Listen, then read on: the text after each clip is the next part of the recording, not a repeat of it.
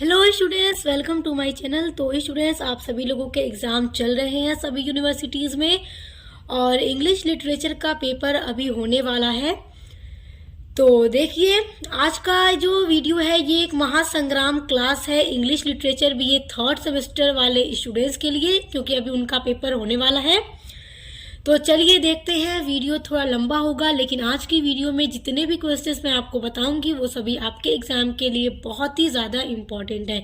इसलिए वीडियो को पूरा एंड तक देखिएगा, क्योंकि कोई भी ऐसा क्वेश्चन जो आपके पेपर में पूछ सकता है, यहाँ से आपको अपने एग्जाम में क्वेश्चन ज़रूर मिलेंगे जो आपके शॉर्ट क्वेश्चन होते हैं। चलिए शुरू करते हैं। फर्स्ट क्वेश्चन है आपका, what is tragedy define. Tragedy क्या है उसको डिफाइन करो। Tragedy is a genre of drama based on human suffering and does not have a happy ending. Tragedy क्या होता है? एक दुखद नाटक होता है। एक दुखद नाटक होता है जो पूरी तरह से बेस्ड होता है ह्यूमन सफरिंग, जो ह्यूमन लाइफ की, जो मानव जीवन के जिंदगी में जितनी भी तरह की सफरिंग होती है, जो भी तकलीफें वगैरह सारी जो चीज़ें होती हैं, प्रॉब्लम्स, सारी चीज़ें एक ट्रेजेडी में दिखाती हैं। And does not have a happy ending, और ट्रेजेडी में कभी भी हैप्पी एंडिंग नहीं होती है, हमेशा सैड एंडिंग होती है। It have a sad events, इसमें दुखद घटनाएं होती हैं और सिचुएशन, और दुखद यानी कि एकदम उदास वाले कंडीशन सिचुएशन होती है इस तरह के ट्रेजेडी में। Specially one that involves death, यहाँ तक कि इस ट्रेजेडी में डेथ तक हो जाती है एंड में आकर। और किसकी डेथ होती है? जो मेन कैरेक्टर होती है उन्हीं की डेथ हो जाती है। तो वही होता है आपका ट्रेजेडी। और उसके अलावा स्टूडेंट्स, जो आपकी यूनिट्स हैं इंग्लिश लिटरेचर थर्ड सेमेस्टर की, पूरी यूनिट्स मैंने कंप्लीट करवा दी है। तो आप पूरी डिटेल में सारी क्लास करना चाहते हैं तो डिस्क्रिप्शन बॉक्स में मैं आपको लिंक दे दूंगी। इस वीडियो को वॉच करने के बाद डिस्क्रिप्शन बॉक्स में दी गई लिंक पर जरूर विजिट कीजिएगा। अब देखिए, सेकेंड क्वेश्चन आपसे पूछ सकता है, डिफाइन ग्रीक ट्रेजेडी। अब देखिए, ट्रेजेडी को डिफाइन करो। अब यहाँ पे पूछ रहा है ग्रीक ट्रेजेडी को डिफाइन करो। Greek tragedy is the dramatic representative of some serious action, causing pity and fear to purge us these and similar emotions. देखो, जो ग्रीक ट्रेजेडी होती है ना, उसमें कुछ गंभीर कार्य होते हैं तथा नाटकीय प्रतिनिधित्व है जो हमें और इसी तरह की भावनाओं को शुद्ध करने के लिए और दया और भाव या भय पैदा करता है। जिस तरह से ट्रेजेडीज में होता है ना कि एकदम ह्यूमन लाइफ दिखती है सीरियस एकदम, उस तरह से जैसे हमें लोगों पे दया करना या फिर भय, इस तरह की चीजों को शुद्ध करने के लिए इसमें दिखाया जाता है। इसमें इस तरह की भावनाएं दिखाई जाती हैं। नेक्स्ट क्वेश्चन देखिए, बहुत इंपॉर्टेंट क्वेश्चन है, what do you understand by the problem play. देखिए, द प्रॉब्लम प्ले जो है, आप इससे क्या समझते हैं? देखिए, ये भी एक टाइप ऑफ ड्रामा है, एक ड्रामा का ही टाइप है। तो बहुत इंपॉर्टेंट है, अक्सर ये पूछता है पेपर में। A type of drama that developed in the 19th century. देखिए, ये भी एक टाइप ऑफ ड्रामा है जो डेवलप्ड हुआ, जो जिसका विकास हुआ 19वीं शताब्दी में, to deal with controversial social issues, जो डील करता है। ये जो द प्रॉब्लम प्ले ड्रामा है, किस चीज पर डील करता है? इसमें क्या चीजें होती हैं?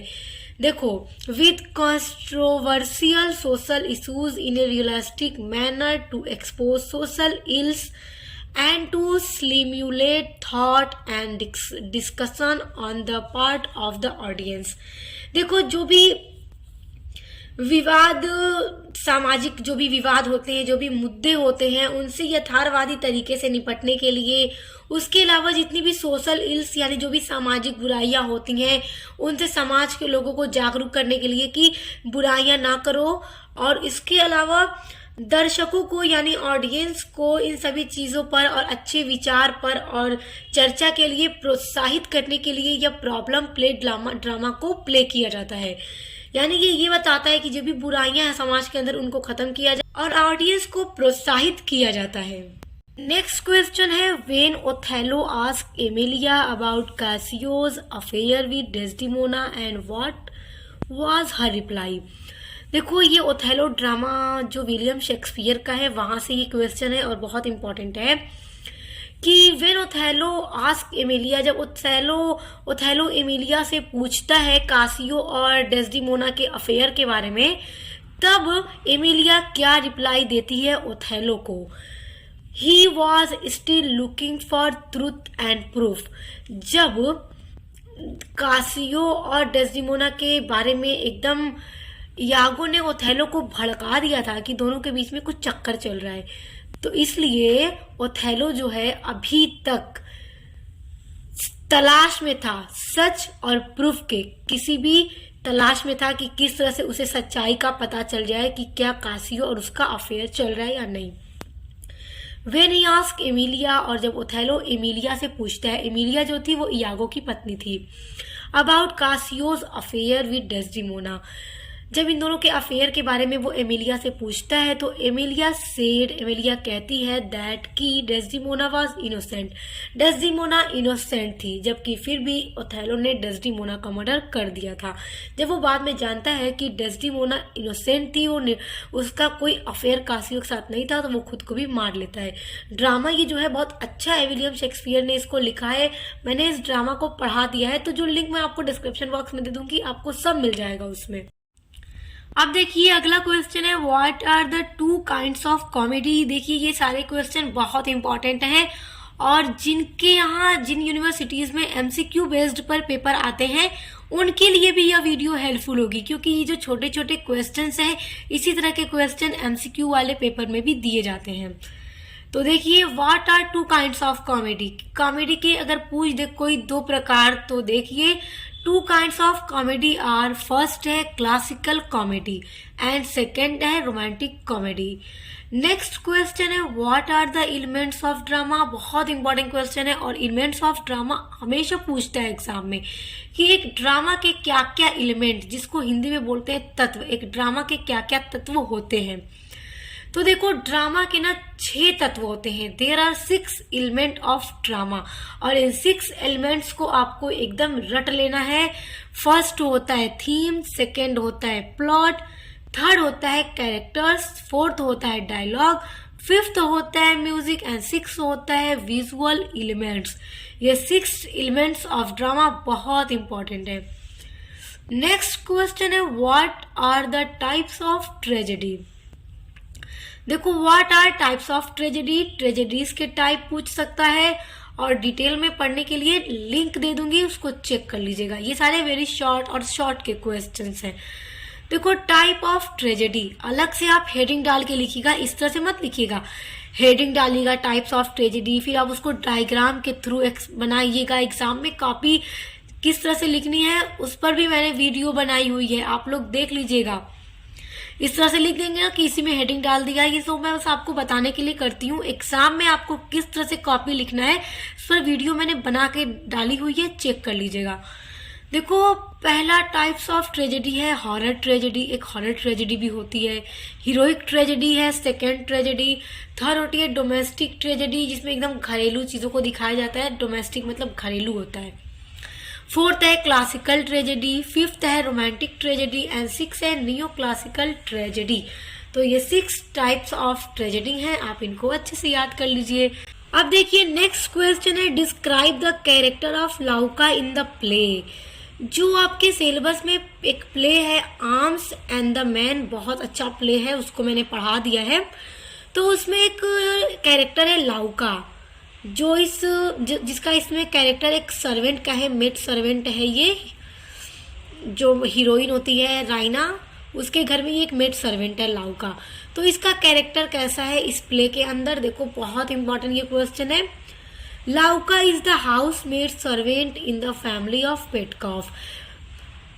पेटकॉफ के परिवार में लाउका जो है एक मेड सर्वेंट है। पेटकॉफ जो है रैना पेटकॉफ की फैमिली है। शी इज अनएजुकेटेड, जो पढ़ी लिखी नहीं है। कौन? लाउका पढ़ी लिखी नहीं है, but she is very beautiful, लेकिन वो बहुत खूबसूरत है। She snaps many times on Nicola who is infatuated by her beauty and who wants to marry her. देखिए ये हर बार निकोला ये भी एक पेटकॉफ फैमिली में सर्वेंट था। निकोला भी एक कैरेक्टर है इस प्ले में, आर्म्स एंड द मैन में। तो निकोला से ये कई बार झिझकती है और ये निकोला को पसंद नहीं करती थी, जबकि निकोला देखो इनफैचुएटेड मतलब होता है ना, पूरी तरह प्रभावित हो चुका था बाय हर ब्यूटी, उसकी खूबसूरती से, क्योंकि लाउका बहुत ज़्यादा खूबसूरत थी। And who wants to marry her, और निकोला उससे शादी करना चाहता था। लाउका इज़ वेरी क्लेवर, लेकिन लाउका बहुत चालाक लड़की है। She want a rich for marriage, और वो एक बहुत ही अमीर आदमी चाहती थी शादी करने के लिए, क्योंकि उसको पता था कि निकोला कभी अमीर बन ही नहीं सकता, इसलिए वो निकोला को कभी मुंह नहीं लगाती थी। She does not like Nicola, और वो निकोला को पसंद नहीं करती थी। Nothing can escape the eyes of Lauka. Lauka has the soul of a mistress. देखो प्ले के अंदर ना जो कुछ भी होता था ना, वो लाउका की आंखों से छुप नहीं सकता था। लाउका सब कुछ देख लेती थी, बड़ी चालाक थी। और जो लाउका है the soul of a mistress, और ये एक मिस्ट्रेस की सोल है, यानी आत्मा है। तो इसके कैरेक्टर पूछेगा तो आप इतना लिख देना, वेरी शॉर्ट में पूछेगा तो। और इसके अलावा इस प्ले आर्म्स एंड मैन में जो अदर मेन कैरेक्टर है, जैसे रायना का कैरेक्टर स्केच हो गया, या फिर रायना की जिसे शादी होती है कैप्टन ब्लांचली का जो कैरेक्टर स्केच हो गया, वो सभी पेपर में लॉन्ग में पूछता है, और उन सभी के कैरेक्टर स्केच को मैंने करवा दिया है। और इसके अलावा जो आपके सिलेबस में अदर ड्रामाज हैं, उनके भी कैरेक्टर स्केच जो उसमें कैरेक्टर है उनको करा दिया है। तो सभी की लिंक आपको डिस्क्रिप्शन बॉक्स में मिल जाएगा। देखो नेक्स्ट क्वेश्चन है, explain the character of Nicola in the play Arms and the man. अब निकोला का कैरेक्टर भी पूछ देता है समटाइम पेपर में, तो इसको देख लीजिए, ये भी इम्पोर्टेंट क्वेश्चन ही है। Nicola is typically a servant. Nicola जो है वो एक सर्वेंट है पेटकॉफ फैमिली में। He is perfectly loyal and dutiful to his master, और वो पूरी तरह से अपने मास्टर के लिए, अपने मालिक के लिए लॉयल और ड्यूटीफुल है, यानी अपने सभी कार्यों को, कर्तव्यों को अच्छे से पूरा करता है। He is perfectly man of the world, और वो संसार का एक आदर्श मानव है। He suffers from no any dreams. He suffers no from any dreams, यानी कि वो किसी भी सपनों की दुनिया में से पीड़ित नहीं है। यानी कि जिस तरह से लाउका भी सर्वेंट है, लेकिन फिर भी वो सपनों की दुनिया में रहती है, रिच बनने के ख्वाब देखती है, लेकिन निकोला के अंदर ऐसा कुछ भी नहीं है। वो जिस तरह का है वो उसी तरह का रहता है, वो कुछ भी बड़े बड़े ख्वाब नहीं देखता। He wants to lead an independent life by open a shop of his own. वो जीना चाहता था अपने खुद की एक स्वतंत्र जीवन को, कैसे एक अपने खुद की दुकान को खोलकर वो अपने एक स्वतंत्र जीवन को जीना चाहता था। नेक्स्ट क्वेश्चन है, हु वाज ओथेलो। ओथेलो कौन था? तो ओथेलो कैरेक्टर है ओथेलो ड्रामा में। Othello was a Moor and a dark complexioned noble man. देखिए जो ओथेलो था वो एक हबशी था और काले रंग का एक नोबल मैन था। ही वॉज ए सोल्जर, और वो एक सोल्जर था, एंड ए वैलियंट वन, और वो एक बहुत बहादुर भी था। He had fought many hard battles and won many victories, और वो एक सोल्जर था, और तो उसने बहुत सारे युद्धों को लड़ा था, और उसमें सभी में वो जीत ही उसने हासिल की थी। उसने हमेशा अपनी जंग में जीत हासिल की थी। Therefore, इसीलिए he was greatly honored in the Venetian army। इसीलिए यही कारण था कि वेनेशियन आर्मी में इसको बहुत ज्यादा सभी के द्वारा सम्मान दिया जाता था। He was well known for his courage and bravery। वो जाना जाता था अपने साहस और अपनी बहादुरी की वजह से, क्योंकि इतना बहादुर था कि इसे हर कोई जानता था और इसका सम्मान करता था। नेक्स्ट क्वेश्चन देखिए, बहुत इंपॉर्टेंट है। Describe how Desdemona fail in love with Othello. Describe करो, पूरा वर्णन करो कि कैसे डेस्डिमोना ओथेलो के लव में गिरती है, किस तरह वो उससे लव करती है। देखो बहुत इंपॉर्टेंट क्वेश्चन है। Desdemona was the beautiful and daughter of Brabantio. देखो डेस्डिमोना एक बहुत ही खूबसूरत लड़की थी और बेटी थी ब्राबेंशियो की। डेस्डिमोना के फादर का नाम ब्राबेंशियो था, the rich senator of Venice. और डेस्डिमोना के फादर थे जो बहुत रिच थे और वेनिस के सेनेटर थे। द नोबल लेडी, देखो नोबल लेडी मतलब कुलीन महिला, regarded mind more than the features of man. अब देखिए जैसा कि जो ओथेलो था एक काला हबशी आदमी था, और ये डेस्डिमोना बहुत खूबसूरत थी और एक नोबल लेडी थी, तो इसलिए उसने एक आदमी के मन को, उसके दिमाग को ज़्यादा महत्व दिया, ना कि उसके फीचर्स को, कि वो गोरा होना चाहिए, अच्छा होना चाहिए, खूबसूरत होना चाहिए। मतलब उसने एक, जैसे बोला जाए कि एक आदमी के शकल को ना देखकर उसने उसके दिमाग को, उसके दिल को ज़्यादा महत्व दिया। शी चूज ओथेलो, और वो ओथेलो को चुनती है। ए मूअर, एक काला हबशी, ए ब्लैक एज सूटर, मतलब एक काले हबशी आदमी को वो अपने प्रेमी के रूप में चुन लेती है। He was a soldier, a brave one, और वो एक बहुत ही बहादुर सैनिक था। ब्रेबेंसियो लव्ड हिम आल्सो। अब देखिए जो ब्रेबेंसियो था वो ओथेलो को भी पसंद करता था, क्योंकि वो एक सोल्जर था और उसको हर कोई सम्मान करता था। लेकिन जो ब्रेवेंशियो था वो एक मूअर, एक काले हबशी को अपने बेटी के साथ शादी नहीं कराना चाहता था, भले वो उसका सम्मान एक सोल्जर के रूप में करता था। And often invited him to his house, और इसलिए उसने उसको अपने घर में इनवाइट भी किया था।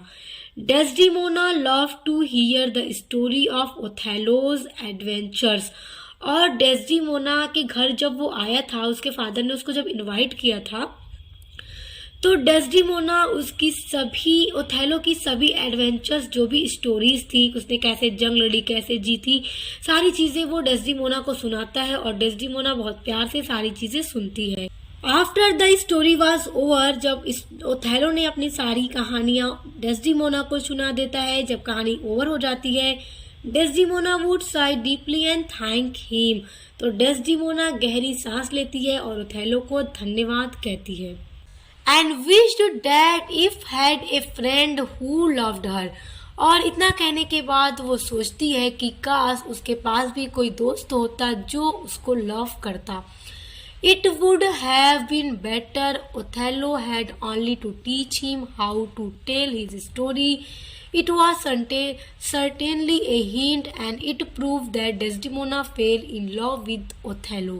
और देखो जब ये डेस्डिमोना अपने मन में सोचती है कि काश उसका कोई दोस्त होता और उससे प्यार करता, और फिर क्या होता है जब ओथेलो उसको अपनी कहानियाँ सुनाता है और उसकी कहानियों को सुनती है, इतनी ध्यान से सुनती है, तो समझिए कि ये सब कुछ एक हिंट था उसके लिए, जो प्रूव कर देता है कि डेस्डिमोना ओथेलो से प्यार करने लगी है।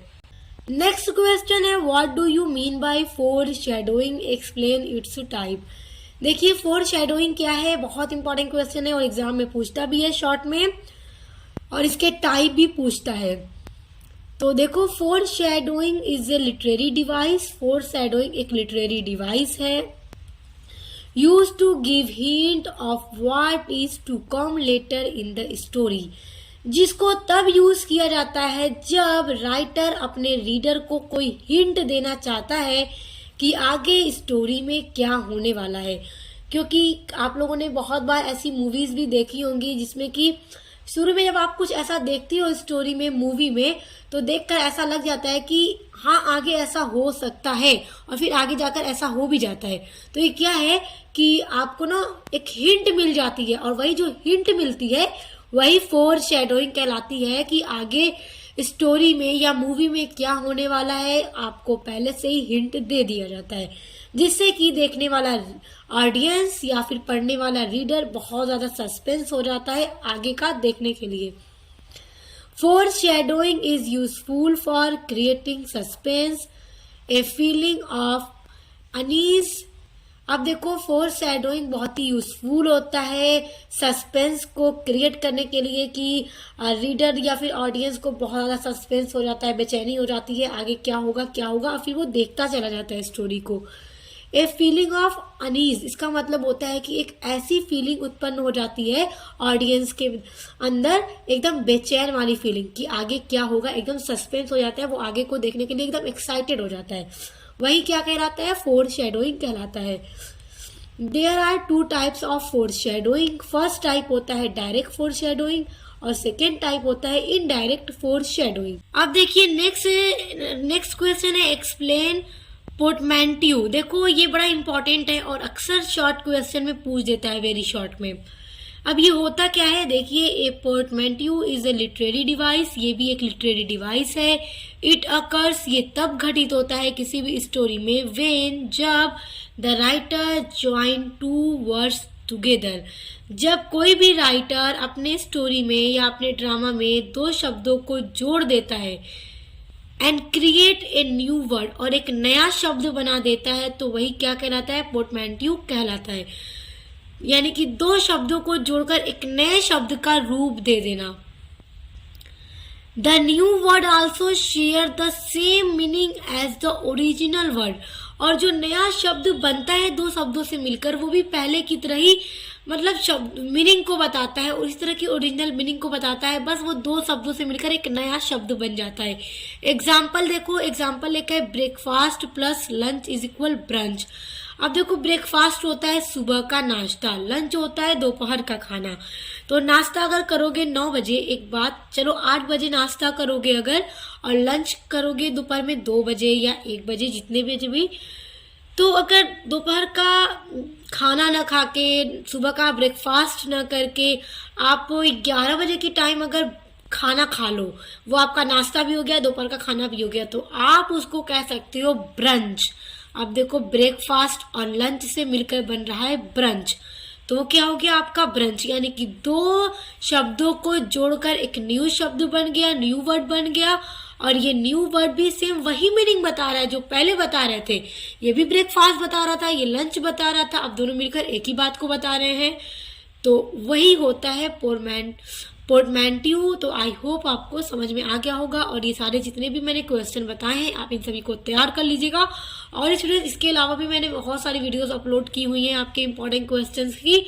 और आप अगर भी 3rd सेमेस्टर में सोशियोलॉजी पढ़ते हैं या हिंदी गद्य पढ़ते हैं, तो उन सभी की भी पूरी क्लास करवा दी है मैंने। सभी के model paper, important question answer की वीडियोस लगातार चैनल पर आ रही हैं। उसके अलावा अदर भी जो आपके सब्जेक्ट हैं, सभी सब्जेक्ट की वीडियोस, मॉडल पेपर आ रहे हैं, तो एक बार चैनल पर विजिट कीजिए और देखिए। पसंद हो सब्सक्राइब करके बेल आइकन को प्रेस कर लीजिए। तो अब मिलते हैं नेक्स्ट वीडियो के